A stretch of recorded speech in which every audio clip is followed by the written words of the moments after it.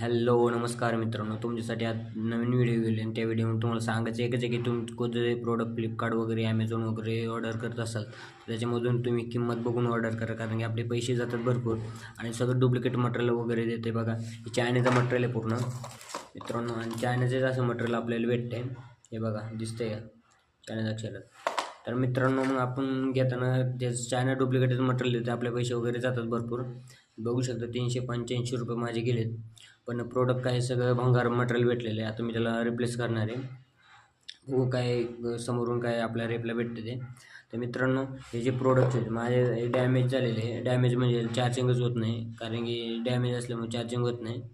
तुम्हाला आता ब्लरमध्ये दिसणार, सगळं व्यवस्थित काही दिसणार नाही.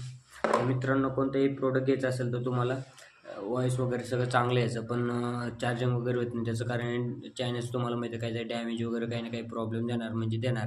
पैसे